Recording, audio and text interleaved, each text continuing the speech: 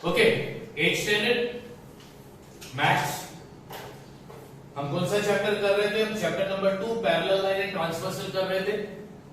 हमने इस लेसन का प्रैक्टिस सेट 2.1 कर लिया, प्रैक्टिस सेट 2.2 के 4 क्वेश्चन भी कर लिए, प्रैक्टिस सेट 2.2 का एक क्वेश्चन बाकी।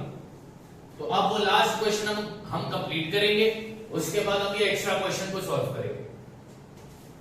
अच्छा, क्या प्रॉपर्टी मैंने पढ़ाई थी कि पैरेलल लाइन पर अगर करस्पॉन्डिंग एंगल आए कॉन्ग्रुएंट, पैरेलल लाइन पर अगर अल्टरनेट एंगल आए कॉन्ग्रुएंट, पैरेलल लाइन पर अगर इंटीरियर एंगल मिला उनका टोटल 180 डिग्री यानी सप्लीमेंट्री। फिर लीनियर पेयर ऑफ एंगल बताया, वर्टिकली अपोजिट एंगल बताया, सारी चीजें तो एक्सप्लेन की गई। तो चलो अब स्टार्ट करते हैं प्रैक्टिस सेट 2.2 का क्वेश्चन नंबर 5। अब क्वेश्चन नंबर 5 बच्चों क्या बोलता है? Line P, line L, line Q, line P, line L, line Q, ये तीनों भी लाइन पैरेलल है, ये तीनों भी लाइन पैरेलल है। फाइंड एंगल X, ये पूरा एंगल X अपने को फाइंड करना है। Let's start. अब यहां पे लिखता हूं मैं सॉल्यूशन, यहां पे लिखता हूं consider angle A and angle B in the given figure.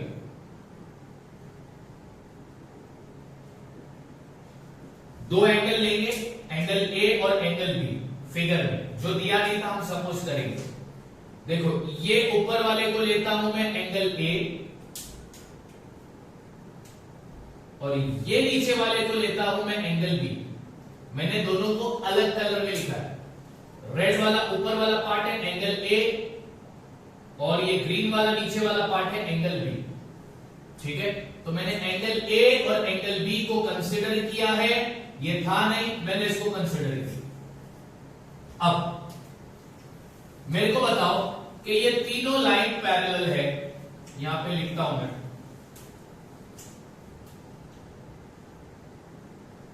line P is parallel to line L is parallel to line Q। Question में दिया था तो रीजन लिखूंगा गिवन, लिख दिया मैंने। अब ये 40 डिग्री वाला एंगल और ये एंगल A, दोनों एंगल का डायरेक्शन अपोजिट है, तो ये हो गया ऑल्टरनेट एंगल, और ऑल्टरनेट एंगल पैरेलल लाइन पर मिला है, तो ये हो गया कॉन्ग्रुएंट यानी कि इक्वल। तो यहां पे लिखता हूं angle A is equal to 40 degree. Reason क्या देंगे? Alternate angle.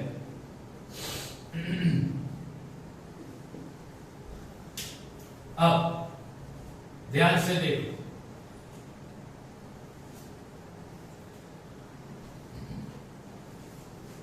अब लाइन Q और लाइन L, ये दो लाइन को देखो, इधर एंगल B है, इधर ये 30 डिग्री वाला एंगल है, ये दोनों एंगल का डायरेक्शन अपोजिट है, मतलब ये हो गया ऑल्टरनेट एंगल, और ये ऑल्टरनेट एंगल हमको पैरेलल लाइन पर मिला है, तो ये क्या हो गया? कॉन्ग्रुएंट यानी कि इक्वल। तो यहां पे लिखता हूं angle B is equal to 30 degree. Reason क्या दोगे? Alternate angle. चलो, एंगल A 40 डिग्री मिल गया, एंगल B 30 डिग्री मिल गया। फाइंड कौन सा करना है एंगल? Angle X। अब ध्यान दो, angle X is equal to, अगर तुम ये फिगर पे ध्यान दे, ये पूरा एंगल X है, लेकिन इसके अंदर तुमको दो एंगल और मिलेंगे, बीच में से एक लाइन गई है, ये लाइन गई है, इधर तुमको मिल रहा है एंगल A और नीचे तुमको मिला है एंगल B। यही फिगर में दिया हुआ है, मैंने इसको यहां पर ड्रॉ करके बताया। ऊपर वाला एंगल ए है 40 डिग्री का, नीचे वाला एंगल बी है 30 डिग्री का। तुमको ये पूरे एंगल एक्स की वैल्यू फाइंड करनी है। अब तुमने देखा कि एंगल एक्स के अंदर दो एंगल आ रहे, अगर ये दो एंगल को मिला दोगे तो पूरा एंगल एक्स बन जाएगा। हाँ जी बन जाएगा। यहां पे लिखता हूं angle x is equal to angle A plus angle B. बच्चों इसको क्या बोलते हैं? इसको बोलते हैं एंगल एडिशन प्रॉपर्टी। क्या बोलते हैं बच्चों इसको? Angle addition property. मतलब दो छोटे एंगल को मिलाया तो एक बड़ा एंगल बना, इसको बोलते हैं एंगल एडिशन प्रॉपर्टी। दो छोटे एंगल को मिलाया एक बड़ा एंगल बना, इसको बोलते हैं एंगल एडिशन प्रॉपर्टी। अब फाइनली हमको आंसर मिल जाएगा angle x is equal to angle A कितना डिग्री का है 40 प्लस एंगल बी 30 डिग्री का है, दोनों को प्लस कर दो तो एंगल x की वैल्यू क्या आएगी 70 डिग्री। तो यहां पर बच्चों खत्म होता है हमारा प्रैक्टिस सेट 2.2। वीडियो को पॉज करके आराम से सब कॉपी कर देना। अब प्रैक्टिस सेट 2.3 कंस्ट्रक्शन वाला है, यानी उस पर कंस्ट्रक्ट करना है, इसलिए मैं अभी नहीं करा रहा, वो बाद में कराऊंगा। अब इस चैप्टर के कुछ एक्स्ट्रा प्रॉब्लम मैं कराने जा रहा हूं। मैंने उनके क्वेश्चंस ऑलरेडी बोर्ड पर लिख दिए हैं, अब इसके हम सॉल्यूशन करेंगे।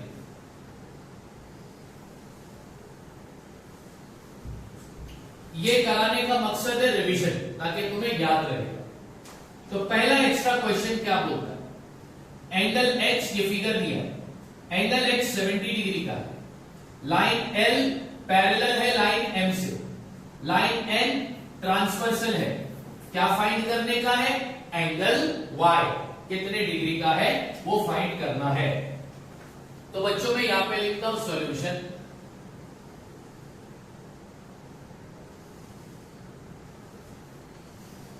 वैसे में क्या बोला है? लाइन L लाइन M से पैरेलल है, line L is parallel to line M। Reason लिखूंगा गिवन। ट्रांसवर्सल क्या आ रहा है? N, तो नीचे लिखूंगा ऑन ट्रांसवर्सल N। अब ट्रांसवर्सल N आने के बाद हमको दो एंगल मिले, एंगल X और एंगल Y, और ये दो एंगल अंदर मिले, लाइन के बीच में मिले, तो ये कौन सा एंगल हो गया? Interior angle. और ये इंटीरियर एंगल पैरेलल लाइन पर मिला है ना? हाँ, तो इंटीरियर एंगल अगर पैरेलल लाइन पर मिलता है तो उसका टोटल कितना डिग्री होता है?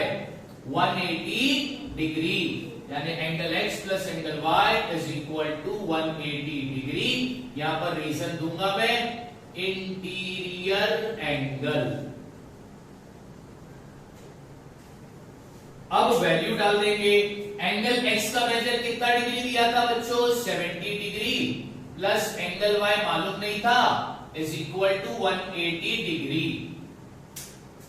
अब क्या करेंगे बच्चों? एंगल y तो अपनी जगह पे रहेगा, क्योंकि नंबर और अल्फाबेट कभी प्लस नहीं होता। तो क्या करेंगे सर? 180 डिग्री में से ये 70 डिग्री को माइनस कर दो, तो इसका मतलब एंगल y कितने डिग्री का मिला? 110 डिग्री एंगल y मिल गया। चलो अब सॉल्यूशन करते हैं दूसरे क्वेश्चन का। ध्यान देना बच्चों, लाइन A और लाइन B पैरेलल है, लाइन C यानी ये वाली लाइन C ट्रांसवर्सल है। एंगल ABC का measure 3Z degree, angle BCD का measure 75 degree. Find the value of Z। Z की वैल्यू फाइंड करते हैं। चलो करते हैं। क्वेश्चन में क्या बोला है, line A is parallel to line B given, और क्या बोला, ट्रांसवर्सल क्या है, ऑन ट्रांसवर्सल सी, ये स्मॉल सी जो है ये ट्रांसवर्सल है। अच्छा, एंगल एबीसी का डायरेक्शन देखो, एंगल बीसीडी का डायरेक्शन देखो, तुम मेरे को बोलोगे सर ये दोनों एंगल का डायरेक्शन अपोजिट है, एंगल एबीसी का डायरेक्शन नीचे की तरफ, एंगल बीसीडी का डायरेक्शन ऊपर की तरफ, यानी ये अपोजिट डायरेक्शन वाले एंगल है, तो ये क्या हो गए, ऑल्टरनेट एंगल, और ये ऑल्टरनेट एंगल मेरे को पैरेलल लाइन पर मिले हैं, तो प्रॉपर्टी बोलती है कि ये क्या होंगे, कॉन्ग्रुएंट यानी कि इक्वल। रीजन क्या दूंगा, ऑल्टरनेट एंगल।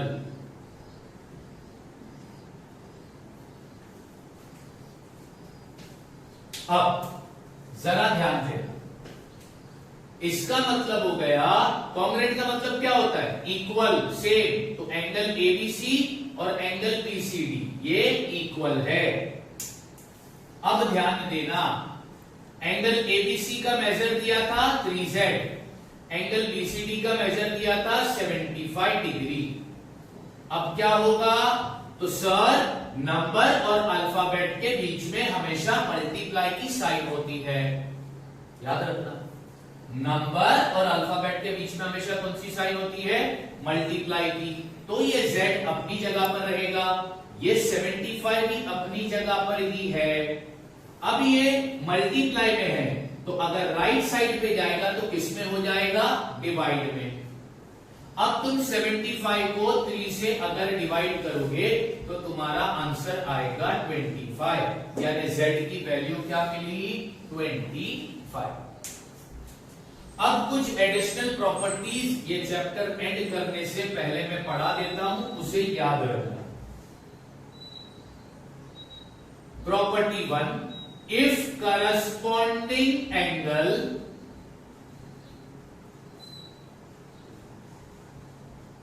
Are congruent